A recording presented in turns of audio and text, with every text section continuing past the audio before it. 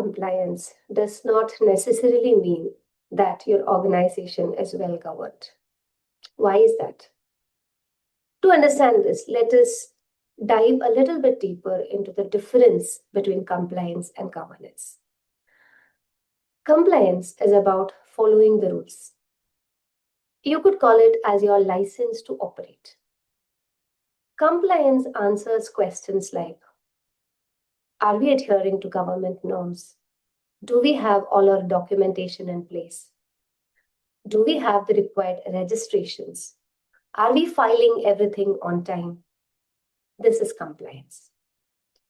What about governance? Governance is more about purpose and strategy. Governance is about questions like, why do we exist as an organization? What is the change that we hope to bring in the community? How do we propose to achieve this change? How can we do this sustainably? This is governance.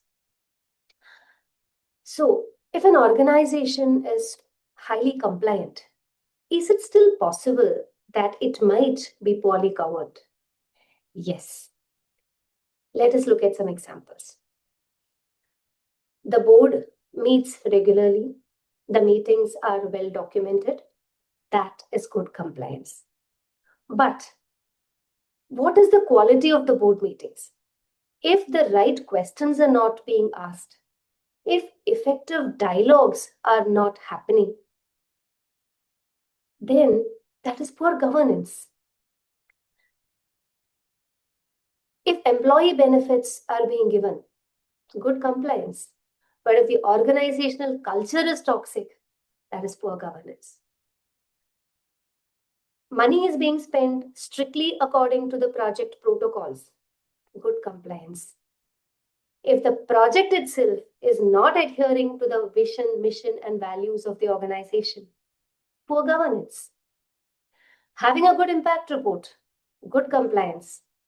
But if the impact is being achieved at the cost of organizational values, poor governance. In short, compliance is about doing things right. Governance is about doing the right things. Compliance is mostly a management function.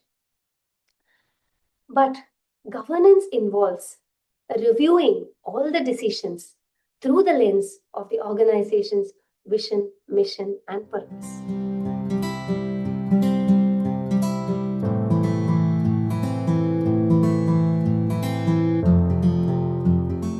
So who in the organization is responsible for good governance? Primarily, the board. It is the board that sets the strategy, reviews the strategic functions. The board holds the senior leadership and the management accountable. And this accountability ideally should not only be to regulators and donors, but also equally towards all stakeholders, including the beneficiaries and the community. Having said this, an organization can never operate in silos. Every board decision has to percolate into every nook and corner of the organization. Reciprocally, the board's decisions should be informed by the existing realities at every level of the organization.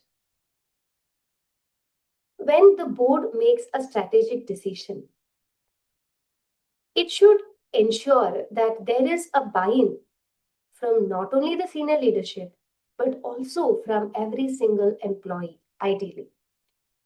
Otherwise, the strategies would remain on paper.